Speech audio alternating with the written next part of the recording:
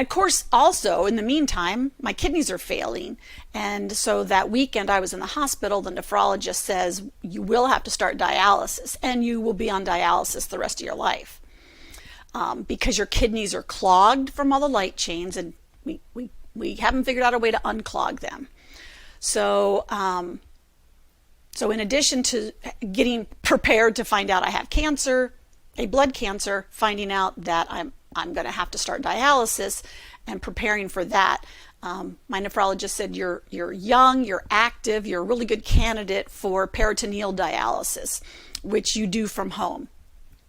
So I had surgery to have the peritoneal dialysis catheter inserted in my belly, got trained on how to do dialysis from home. And I think it was October 31st that I started chemo and dialysis. And, or somewhere in that, no, I was actually the day after my catheter surgery that I started my first chemo. And at that time, I did Velcade and dexamethasone.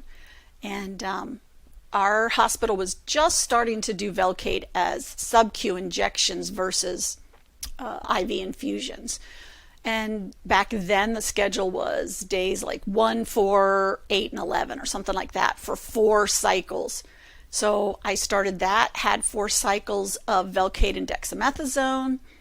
The doctor said, if you respond well, we'll proceed with a stem cell transplant. So I did those 4 cycles, basically November and December.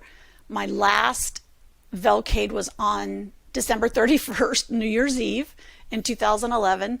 And then I got a really good response. And so we started preparing for the stem cell transplant. I had the stem cell, well, I went into the hospital on February 27th, I think it was, and started, got my, well, I'd already had my stem cells harvested, but then I got the melphalan because because of the dialysis and the kidney failure, I was on 2 days of melphalan split into smaller doses because of my kidneys. Almost everything I had to be dose adjusted because of the kidney failure. So anyways, I did the melphalan, and on March 1st, which also happens to be my brother's birthday, was my new rebirth day. And I got my stem cells back on the 1st. I did my whole transplant inpatient because that's just what they were doing for everybody at the time at my hospital in 2011, but especially because of the dialysis. So while I was in the hospital, I had to do hemodialysis versus the peritoneal dialysis. So basically Monday, Wednesday, Friday for the 3 weeks I was in the hospital, I had to do hemodialysis, which was the worst thing I've ever done. I mean, well, dialysis is not a walk in the park, period. But hemodialysis, they're pulling this blood out of your body, filtering it, warming it back up to put in your body, but it's really not the same temperature. You get cold. It's about a 3 to 4 hour process. You can't get up from the bed while you're doing, because in my case, I'm in a hospital room in a bed. You can't get up and go to the bathroom. Nothing while you're doing the dialysis, because the amount of blood that's out of your body, your blood pressure is low. They don't want you to pass out, a whole lot of issues. But of course, I've just had high dose chemo. On top of that, they found within the first week, I believe, of being in the hospital that I had Cdiff. So now I also have diarrhea, and you're like, well, you got to go to the bathroom. And maybe this is too much information, but it just adds to how miserable you feel while you're doing dialysis. And can you give me a quick, what C. diff is for someone who's not familiar with it? Oh gosh, what is the I mean, like actual from your term?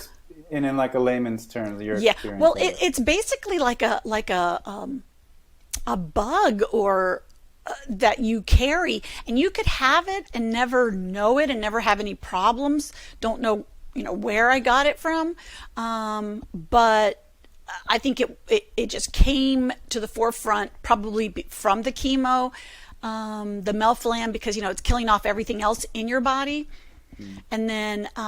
and then eventually it goes away. But it can be highly contagious. So everyone who came in my room had to gown up, mask up, wear gloves.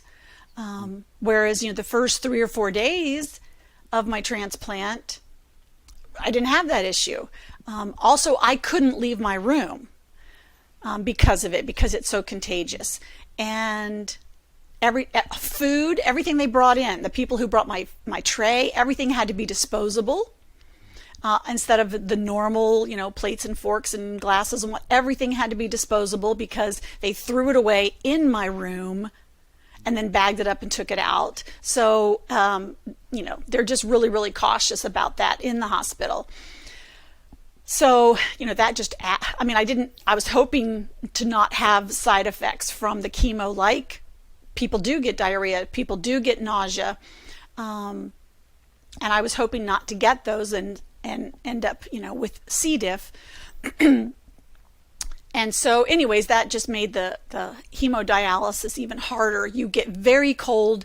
I had all those warm blankets constantly on me during that time. So, anyways, that was enough to deal with.